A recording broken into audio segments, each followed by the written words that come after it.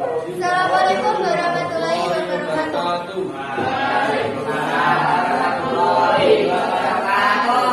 Di sini kami akan mempresentasikan hasil karya mading kami mengenai kerajaan Islam di Pulau Jawa dan Kalimantan. Sebelum itu, izinlah kami memperkenalkan diri dengan saya Ari Dwi Rahmawati, rekan saya Arjuna Belajar Hamsari. Saya Damar Saputra. Yang pertama adalah Kerajaan Demak.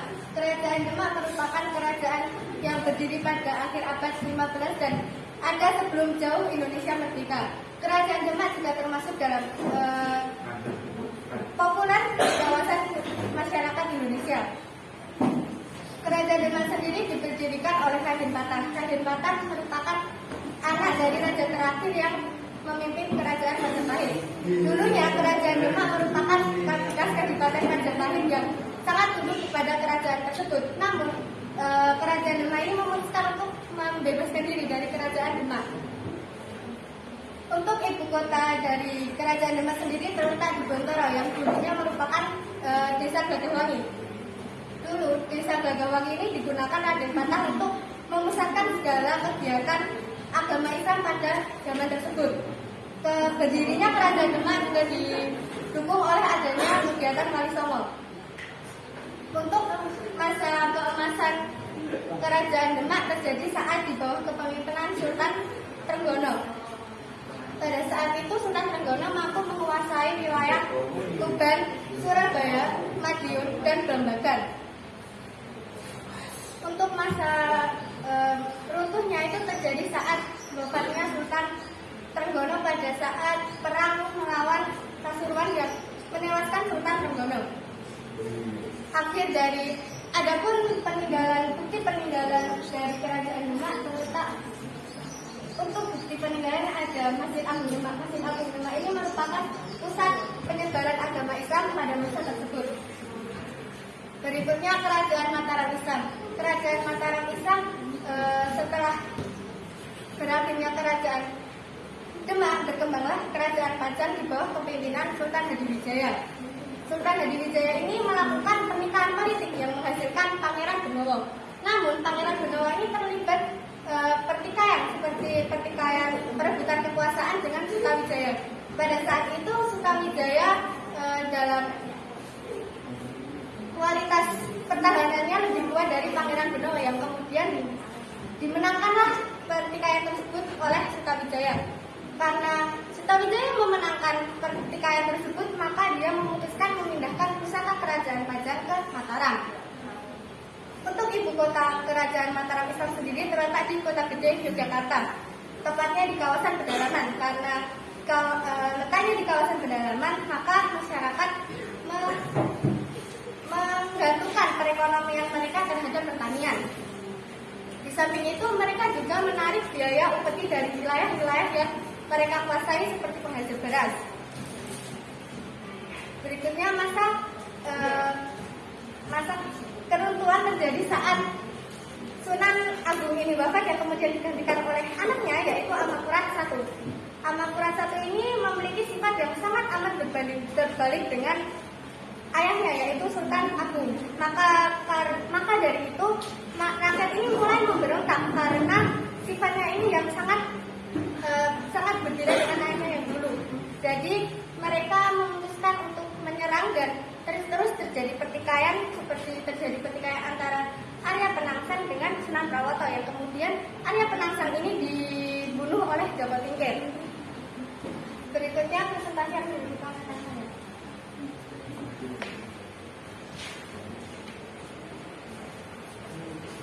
Kesultanan Banten. Kerajaan Banten berawal pada 15 Jumat ketika kerajaan Demak berluas pengaruhnya ke kawasan pesisir barat Pulau Jawa. Penaklukan ini dipimpin oleh Maulana Hasanuddin atau lebih dikenal dengan Fatahillah. Kedatangan pasukan Demak juga bertujuan untuk menyebarkan dakwah Islam atas perintah Sultan Trenggono. Fatahillah juga melanjutkan perluasan ke daerah Lampung. Pada 1570 Fatahillah wafat dan digantikan oleh putranya yakni Pangeran Arya dan Pangeran Yusuf. Pangeran Arya menggantikan Ratu Kalinyaman di Jepara dan Pangeran Yusuf menggantikan Fatahillah. Tahun 1580 Maulana Muhammad melancarkan serangan ke Palembang. Tetapi Maulana Muhammad terkena tembakan musuh dan wafat. Kemudian Maulana Muhammad ini menimbulkan perselisihan. Putranya yakni Abu Fakir Mahmud Abdul Qadir masih kanak-kanak. Alhasil Banten diperintah oleh sang Mangkubumi. Tetapi Mangkubumi berhasil disingkirkan oleh Pangeran Manggala.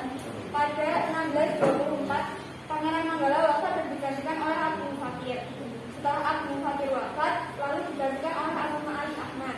Setelah Abu Ma'ali wafat, digantikan oleh Sultan Agung Tirtayasa pada tahun 1651 sampai 1682. Kerajaan Banten mengalami kemajuan yang sangat pesat di berbagai bidang.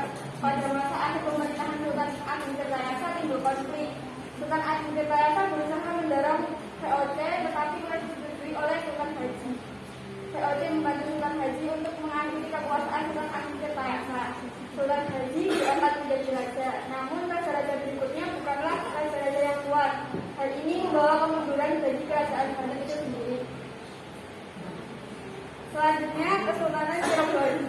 Kerajaan Cirebon berdiri antara abad ke-15 hingga abad ke-17. Kerajaan Cirebon terletak di pantai utara di Jawa, antara perbatasan Jawa Tengah dan Jawa Barat. Pada masanya, kerajaan ini pernah menjadi pangkalan penting dalam jalur perdagangan dan pelayaran. Sumber sejarah kerajaan Cirebon didapat dari babat tanah Sunda dan cerita Pewakat Tarubanagari. Berdasarkan dua sumber tersebut, diketahui bahwa Cirebon merupakan sebuah duku kecil yang dibangun oleh Ki Gedeng Tapa. Raden Wala Sungsang atau Pangeran Cakrabuana merupakan pendiri kerajaan Cirebon dan putranya Mbahmu Siliwangi dari kerajaan Pajajaran. Pertumbuhan dan perkembangan pusat dialami kerajaan ini saat diperintah oleh Syarif Hidayatullah atau Sunan Gunung Jati pada 1479 sampai 1568.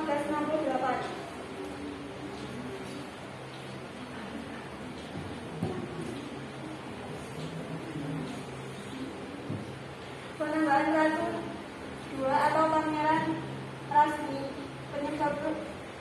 Penyebab runtuhnya kerajaan ini yaitu saat Sultan Amangkurat I memanggil Panambahan Ratu II ke Surakarta dan menuduhnya telah bersekongkol dengan Banten untuk menjatuhkan kekuasaannya di Mataram. Setelah Panambahan Ratu II wafat, kekosongan dalam kerajaan Cirebon diambil oleh Mataram. Pecahnya kesultanan ini juga menandai runtuhnya kerajaan Cirebon karena keadaan semakin berkeruh dengan politik adu domba VOC. Selanjutnya, presentasi dilanjutkan oleh Kerajaan Pontianak. Kesultanan Pontianak atau Kerajaan Pontianak didirikan oleh Syarif Abdurrahman Al-Qadri, putra dari Habib Hussein Al-Qadri, yang merupakan ulama dari zaman pemerintah Pontianak yang awalnya berpusat di samping 3 sungai Kapuas kecil dan Sungai Landa. Tetapi pada tahun 1778 dipindahkan ke Pontianak. Kekuasaan Pontianak berada pada pemerintah Sultan Hamid II yang bertempat dengan proklamasi Indonesia. Kesultanan Pontianak dan kesultanan lainnya di Kalimantan Barat untuk bergabung dengan Republik Indonesia Serikat atau NIS. Kerajaan Banjar. Kesultanan Banjar atau Kerajaan Banjar merupakan kerajaan Islam di Kalimantan yang didirikan oleh Raden Samudra atau Sultan Suryan Shah di bawah kekuasaan Sultan Mustahil Biliak atau 1595 sampai 1638 mencapai puncak kejayaan. Kerajaan Banjar menjadi bandar perdagangan terbesar dengan komoditas utama lada hitam, madu, rotan, emas, intan, gambas, dan kulit hitam. Selanjutnya, Kerajaan Banjar mengalami masa keruntuhan saat terjadi perang Banjar yang ada untuk melawan kolonialisme Belanda yang akhirnya Kerajaan Banjar jatuh ke tangan Belanda dan Kerajaan Banjar runtuh.